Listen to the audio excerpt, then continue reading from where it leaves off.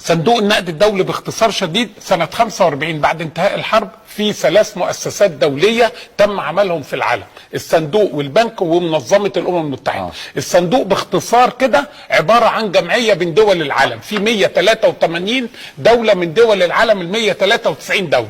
الصندوق ده عامل جمعيه بين دول العالم مشارك فيه، ده داخل بفرد، ده بنفرين، ده ب3، ده ب5 بخلافه. كله بيدفع فيه.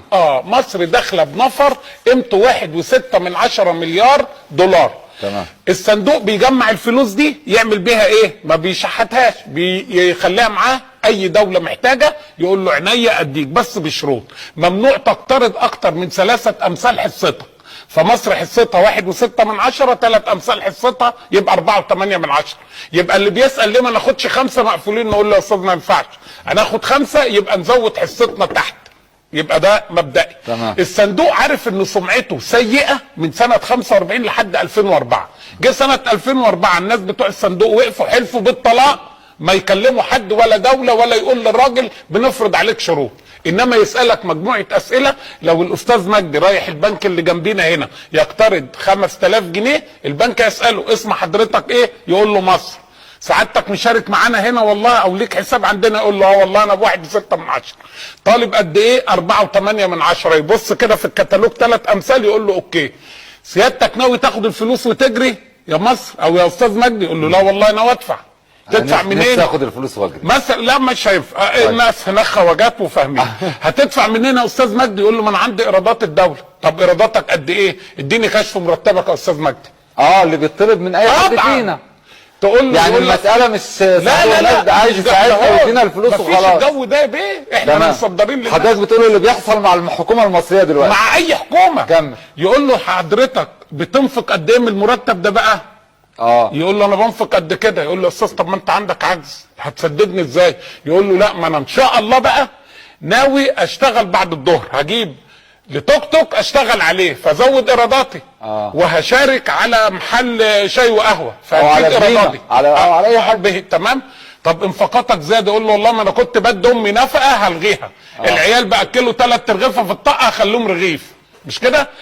كنت هو أنا ده سعيد جدا، انا مبسوط منك جدا لان انا بفهم. انا بحب فهنقلل حته الايرادات الزياده اللي انا بشتغل فيها توك توك والانفاقات اللي بشيل النفقه من امي دي، اسمها برنامج الاصلاح الاقتصادي. ايوه. يقوم مقدمه لي. يقول له طب يعني انت الكلام ده هتقدر تعمله يا كتكوت؟ يقول له طبعا هنعمل ابوه. يقول له طب هجربك 3 شهور. يمشي معاك يشوفك، نجرب. يقول له طب اهل بيتك موافقين على الليله دي ولا تيجي مراتك وعيالك يردحوا لنا هنا؟ يقول له موافقين يا باشا. طب موافقين. الصندوق هينزل على 91 مليون بني ادم يمضيهم؟ ما ينفعش. يبقى مين اللي يمثل 91 مليون بني ادم؟ مجلس الشعب. حيث ان مجلس الشعب مش موجود وعارف ان مجلس الشورى ناس طيبين كده وحلواني يعني كده في الخفيف، فيقول له طب هات لي بتوع المعارضه اللي معاك. لذلك نزلت الوحده يشوف بتوع المعارضه. لو في مجلس شعب ممنوع يقابل بتوع المعارضه. لانه قال لك ازاي المعارضه تقابله يا بيه؟ ما هو مش معترف مجلس الشورى، ما عندوش حكايه مجلس الشورى دي. قال له ده حلواني يعني على خفيف كده، يعني ناس طيبين ويعني كده خفاف. انما مجلس هو الصندوق الحاج مسعود هناك لما تيجي البعثه مش هينزل على 91 مليون يا استاذ مجدي انت تقول له انا مش فاضي الوقت ابعت لك مزد الكلام ده كلام فارغ. مش فاضي الراجل ده خواجه برضه. وافقوا على الناس ديت واوكي و24 قيراط واهل البيت وافقوا تمام وتوافق مجتمعي. يقول له طب بقى انت ناوي تعمل لي ايه؟ احنا حطينا برنامج لينا، شنقنا نفسينا ب5 مطالب مبدئيه. ايوه. اللي هم ايه بقى؟ الحكومه المصريه هو البرنامج اللي قالته بقى اللي هو التوك توك بقى وهشيل البتاع. قال له ايه بقى؟ قال له والله هنشيل الدعم عن بنزين 95 مرحله اولى وقد تم. هنشيل الدعم عن الميه والكهرباء عن الوحدات السكنيه والاداريه والتجاريه وقد تم. هنشيل الدعم عن الصناعات كثيفه استخدام الطاقه وتم حلواني اللي هو سميناها الترشيد.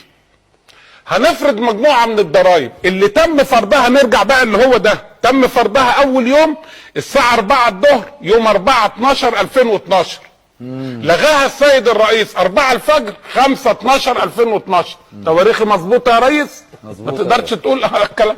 الخامس بقى قال له ايه؟ نمره 5 يزيد الاحتياطي النقدي ل 19 مليار. ليه 19 مليار دولار؟ الفجوه التمويليه بتاعتنا. ما انت مش هجيب لك فلوس اديها لك ترميها في البير. لا، سدد يا بابا فلوسك القديمه وخلي عندك 19 مليار، يبقى انت معلكش جديد واقساط. اقوم لما اديك الفلوس اضمن ان انت تديها لي. مش شاري ثلاجه وبوتاجاز بالتقسيط. وقاعد بقى وامشي انا وبتاع القسط عم اسيوطي يجي يخبط عليك. مش فاضيين احنا للجو ده.